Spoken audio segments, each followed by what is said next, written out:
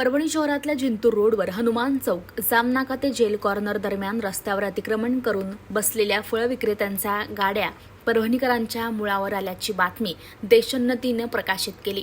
याची दखल परभणी पोलीस शहर वाहतूक शाखेने घेऊन सदरील फळ विक्रेत्यांचे रस्त्यावर आलेलं अतिक्रमण हटवण्यात आलंय आणि रस्ता मोकळा करण्याची कारवाई 19 मे रोजी सकाळपासूनच सुरू केलेली आहे। दरम्यान परभणी महानगरपालिका प्रशासनानं ही कारवाई पोलिसांची मदत घेऊन करणं अपेक्षित होतं, पण मनपा प्रशासनानं याकडे स्पष्ट दुर्लक्ष केल्याचं दिसून आलं। शहरातील जिंतूर रोडवरील हनुमान चौक जामनाका ते जेल कॉर्नर दरम्यान फळ विक्रेत्यांनी रस्त्यावर अतिक्रमण करत आपली दुकाने मांडली होती। हे अतिक्रमण रस्त्यावर आल्याने फळ खरेदी करताना नागरिकांची वाहने रस्त्याच्या मधोमध उभी राहत होती, त्यामुळे वाहतूक पोलीस कर्मचारी वाहनधारकांना दंड लावत होते। परभणीकरांचा काहीही दोष नसताना दंड त्यांना सहन करावा लागत असे। अतिक्रमण हटवण्यासंदर्भात बातमी देशोन्नतीने प्रकाशित केली होती। याचीच दखल पोलीस प्रशासनानं घेतली आहे आणि अतिक्रमणधारकांची बैठक घेऊन अतिक्रमण काढण्याच्या सूचना केल्या।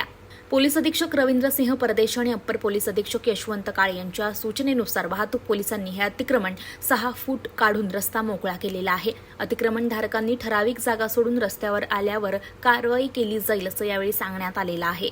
तर यावेळी काही फळगाडे जप्त करण्यात आलेले आहेत। आपण जिथे उभे आहोत ते हनुमान चौक हा एक अतिशय गर्दीचं ठिकाण आहे। येथे नेहमी वाहतुकीची रहदारी सतत चालू असते।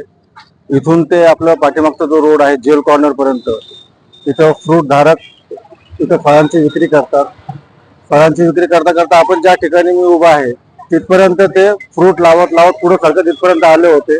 त्यामुळे येणाऱ्या वाहनांना इथे वाहतूक कोंडी होत होती।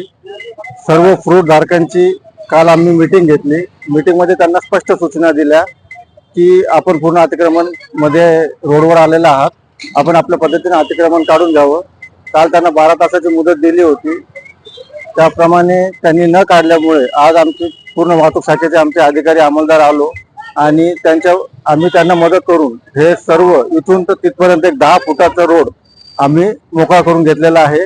आणि आम्ही असं नियोजन करतोय की इथं दुकानदार वाहने रोडच्या आत लावा आणि खरेदीसाठी या, अशा प्रकारची जनजागृती सुद्धा आम्ही करण्याचा प्रयत्न करीत आहोत। फ्रूट घेण्यासाठी आला दंड लावला अशातला भाग नाही।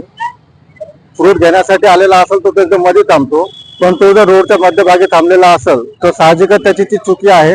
रोडच्या मध्यभागी थांबल्यावर त्याला दंड लावणं आवश्यकच आहे।